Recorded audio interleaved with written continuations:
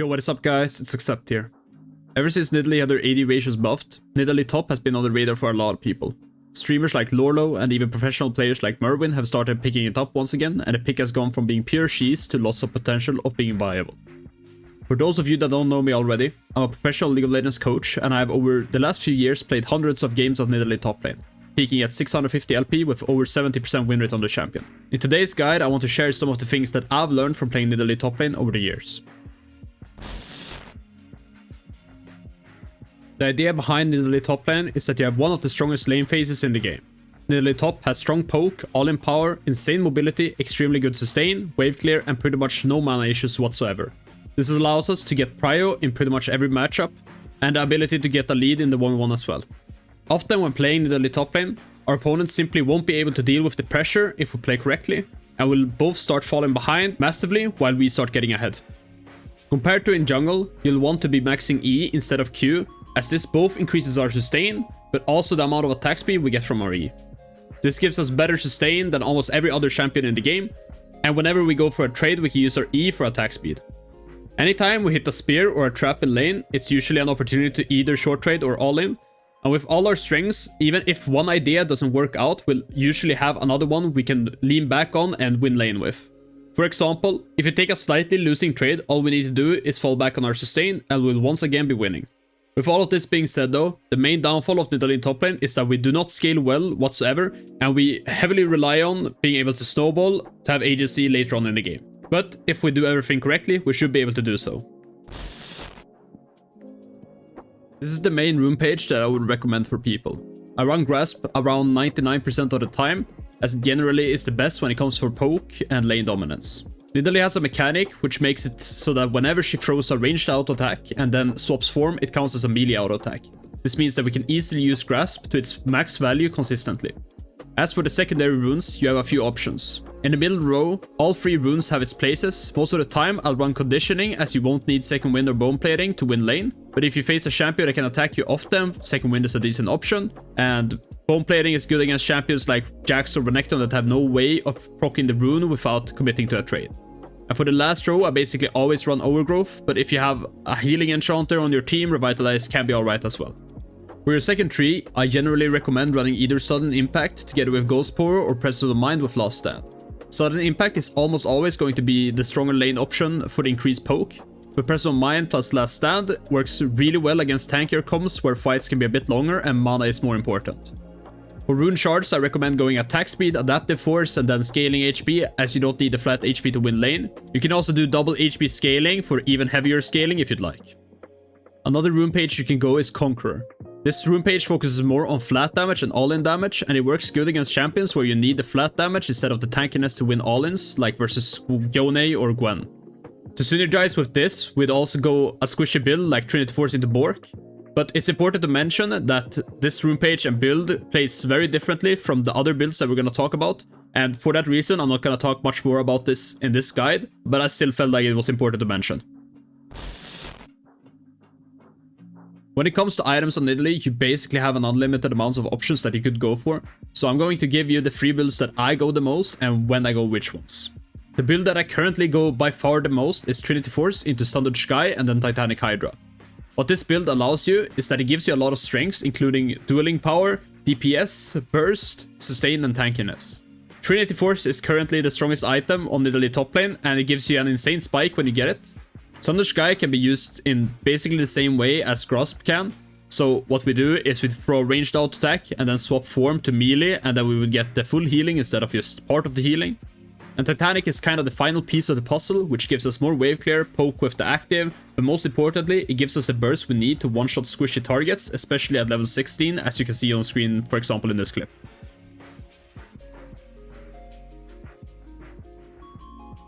The combo we'll want to do with Titanic in melee is auto attack, then Titanic, and then Q. This allows us to auto reset twice, getting the enemy to low HP, and then also get the Q amplified damage, which is why we get such a massive burst from this combo. When it comes to the last two items, I like going Overlords and then either Styrax, Shojin or GA depending on what you need for the game.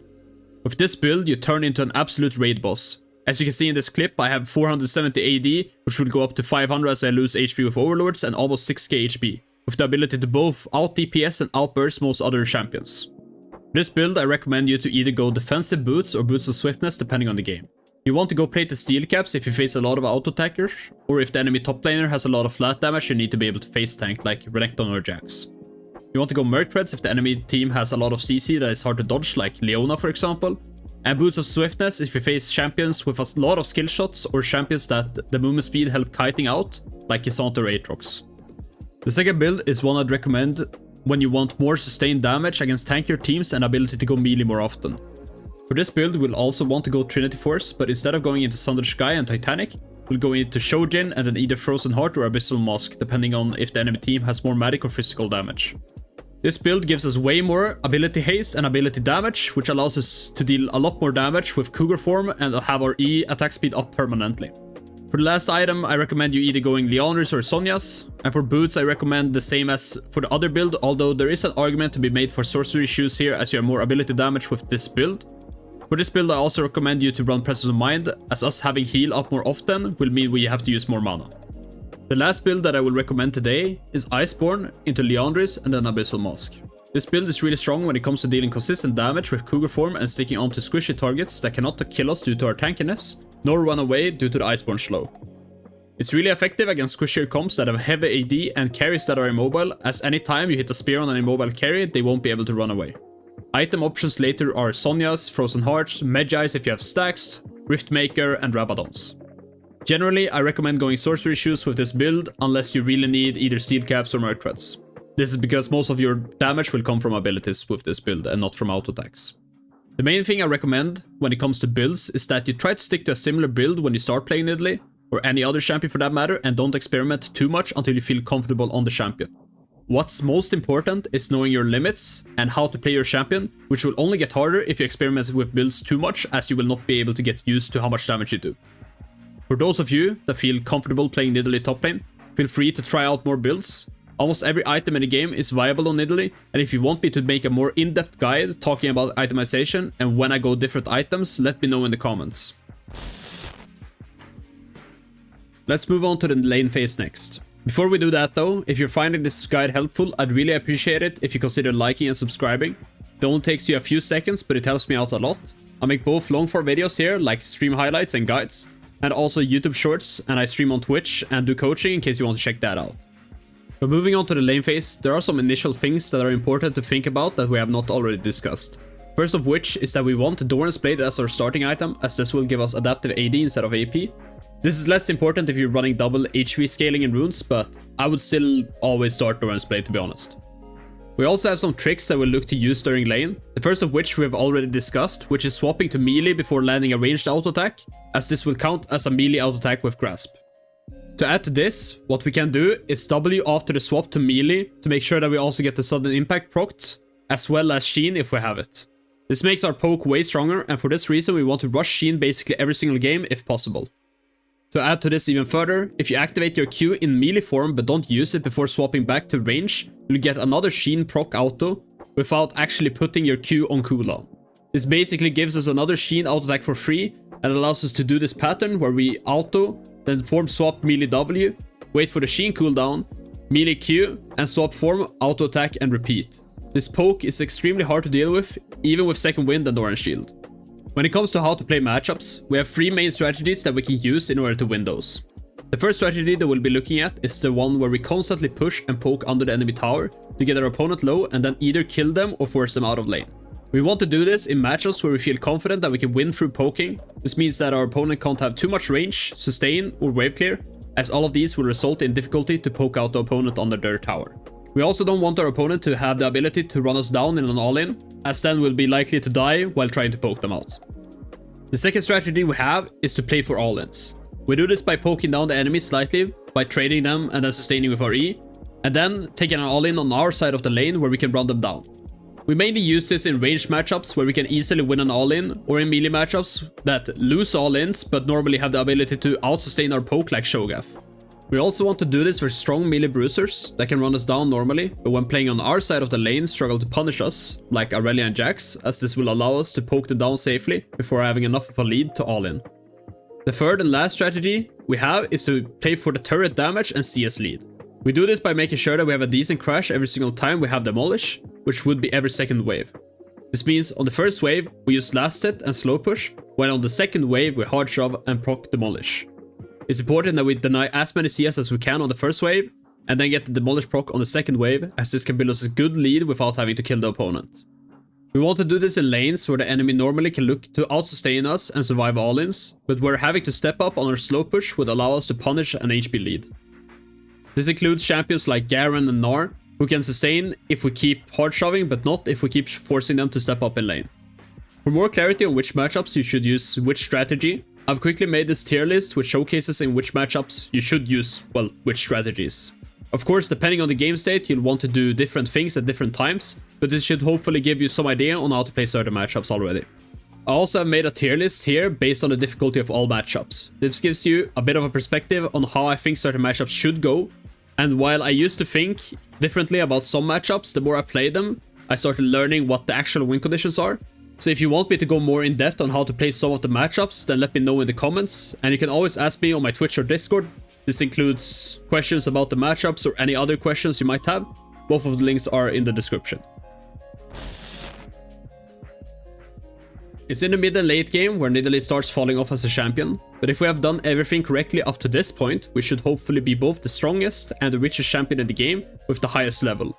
And the enemy top laner should also be quite weak as well, hopefully.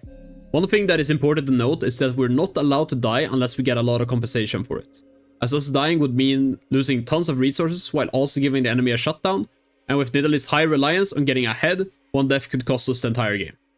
Our champion remains strong in the 1-1 throughout the entire game and will be able to beat most if not all champions with few exceptions like Vayne, Yasuo and Yone unless we're really far ahead.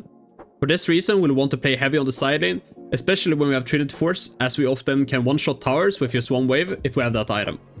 If we have a matchup on the side lane where we can poke the enemy on the tower and take the tower in his face, feel free to do so of course. Otherwise what we'll be looking to do is push out the side lane and then rotate to mid lane. This allows us to have more impact on the map compared to our opponent, and it denies the rest of the enemy team as well for playing their game. While playing this side lane game, we'll want to take as many camps as we can, get vision, fish for kills with spears and traps, and usually while spears and trap don't deal much damage with this kind of a build, they still allow us to get onto the enemy and deal massive damage as our Cougar form still has a lot of burst, and it also benefits from the fact that we hit the spear or trap. In general, if you play AD Nidalee with Triforce, you will be super strong in the 1-1 and your win condition will be to play through the side lane, while with Iceborne we'll often be stronger in team fights and look to rotate more towards our team. For this reason, I often like playing TP when I play AD Nidalee, although TP and Ignite both work and there are definitely some matchups where Ignite is super important. For team fights, we generally want to play slow. If you're playing with Trinity Force, you'll want to look to play for DPS. You can fish with auto attacks and also trade attacks as you have healing with your E and Thunder Sky. If you ever manage to trade one auto with the enemy ADC, you'll almost always win out on the trade, and your goal will be in fights to get the enemy low enough and then look to get a mark on someone and clean up with Cougar form. You can also trade a bit with Cougar form in fights, but you need to make sure that you don't overcommit or get caught. When you're playing AD, make sure to most of the time in fights heal yourself, as you'll get 70% attack speed from doing so. Potentially you could heal a hyper carry instead or someone who's about to die, but make sure that you don't overdo that, as 70% attack speed is a lot, and we don't want to be losing out on that buff. With Iceborne Gauntlet, you'll want to be playing a bit more of a hit and run kind of style. You'll still fish for spears, but you'll do so more aggressively by, instead of just looking to trade auto attacks, you look to auto attack and spear instantly to get the Iceborne proc and slow for the spear. When you hit a spear, you'll often look to go in for a quick burst and then jump out again. As I said, it's a very hit and run heavy style, and the most important thing to keep track of is that we don't jump into too many people and that we don't get CC locked when jumping in, as we'll not be allowed to go back out again. Another thing with playing Iceborne is that if you ever manage to land a spear on an isolated squishy target, then you'll basically be able to 1v1 them and run them down. With this build, it's also worth mentioning that if possible, you'll want to heal other people, especially ADCs or other attack speed users, whenever possible. Playing front to back and flank both works with Nidalee, as we can either focus on hitting the enemy frontline and dealing a lot of DPS or threatening to go on the enemy backline, meaning they can't attack. Often, if you're really fed, I'd recommend playing front to back, as you otherwise kinda neutralize yourself with enemy carry, which if you're fed is not worth doing. But if you have a game where you feel like you're not the strongest person, then it can be worth looking for. As I said earlier, If you want me to do a more in-depth guide on anything I've said in this video, then let me know. I hope you found this video helpful, and if you did, I'd really appreciate it if you like and subscribe. I'm doing a giveaway for a coaching session at 1000 subs, and you can also book a coaching session at my Coachify page, where the first session you do with me is 50% off. But with all that being said, I hope you all enjoyed. Thanks for watching, and stay tuned for more. Ain't no way that spear hit. Oh, And Aqsept no! executed. Oh, nice! Is he just the GOAT or what?